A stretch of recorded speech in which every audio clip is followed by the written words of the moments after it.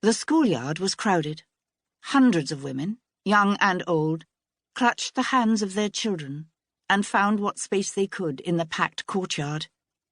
Nearby, Wehrmacht soldiers, rifles slung over their shoulders, looked on as the families slowly drifted in from towns and villages across the area.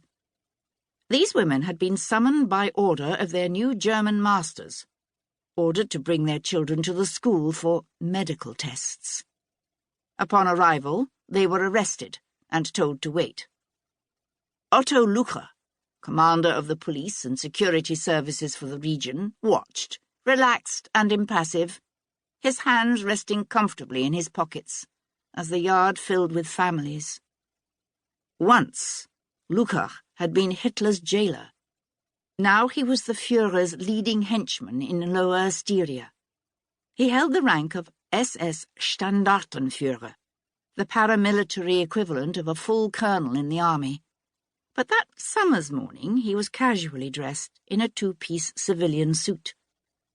Yugoslavia had been under Nazi rule for 16 months. In March 1941, as the surrounding countries of Hungary, Romania, and Bulgaria joined the Reich's alliance of Balkan nations, Hitler put pressure on the kingdom's ruler, the regent, Prince Paul, to fall into line. The prince and his cabinet bowed to the inevitable, formally tying Yugoslavia to the Axis powers. But the Serb-dominated army launched a coup d'etat, replacing Paul with his 17-year-old second cousin, Prince Peter. News of the revolt reached Berlin on March 27th. Hitler took the coup as a personal insult and issued Directive 25, formally designating the country as an enemy of the Reich. The Führer ordered his armies to destroy Yugoslavia militarily and as a state. A week later, the Luftwaffe began a devastating bombing campaign, while divisions of Wehrmacht infantry and tanks of the Panzer Corps swept through towns and villages.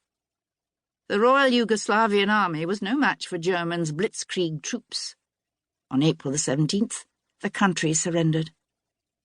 The occupying troops immediately set about fulfilling Hitler's instruction to dismantle all vestiges of the state. 65,000 people, primarily intellectuals and nationalists, were exiled, imprisoned, or murdered, their homes and property handed over to the new German masters. The Slovene language was prohibited. But for the rest of 1941, and throughout the first half of 1942, partisan groups, led by the communist Josip Broz Tito, fought a determined campaign of resistance.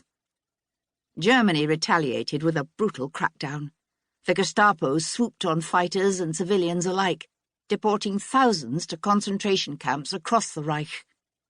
Others were selected to be executed as a warning against resistance.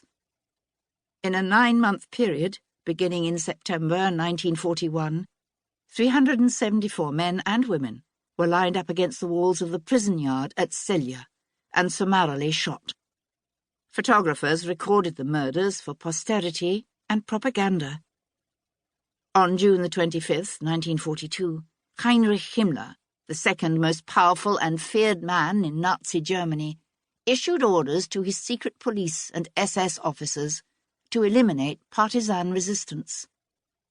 This campaign possesses every required element to make harmless the population which has supported the bandits and provided them with human resources, weapons and shelter.